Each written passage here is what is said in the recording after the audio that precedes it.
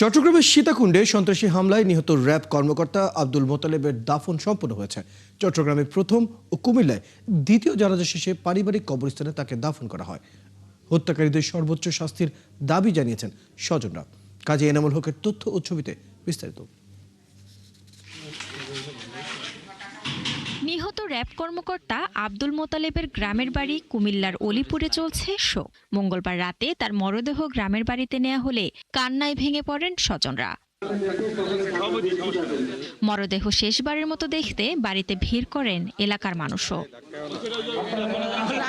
এরপর রাত ৮টায় অলিপুর গ্রামের ঈদগাহ মাঠে অনুষ্ঠিত হয় দ্বিতীয় জানাজা। পরে পারিবারিক কবরস্থানে তাকে দাফন করা হয়। আমার খালাতো বোন কেন এদিন হলো, কেন এসো অসহায় আমার খালাতো বাইরে রেখে গেল।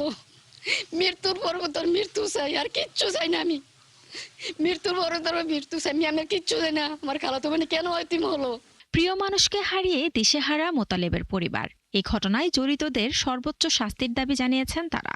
যেই সন্ত্রাসীরা আমার ভাইকে হত্যা করছে তারা আইনের আওতায় আসে, তারা যেন তাদেরকে আদালতের সর্বোচ্চ সাজা যেন সরকার তাদেরকে প্রদান করে, এই আমাদের আবেদন। অবশ্যই শাস্তি চাই আমরা, অবশ্যই শাস্তি চাই এবং কি তাদের নির্মূলে শেষ করা চাই আমরা। আমি দেশবাসীর কাছে এবং সরকারের কাছে আবেদন জানাই, এদেরকে শাস্তি এবং এদেরকে যেন ফাঁসি দেওয়া। সোমবার বিকেলে চট্টগ্রামের সীতাকুণ্ডে জঙ্গল সলিমপুরে আসামি ধরতে গেলে সন্ত্রাসী হামলায় নিহত হন র্যাব কর্মকর্তা আব্দুল মোতালেব। এই সময় গুরুতর আহত হন আরও ৩ র্যাব সদস্য। শান্তা ইসলাম, ৭১।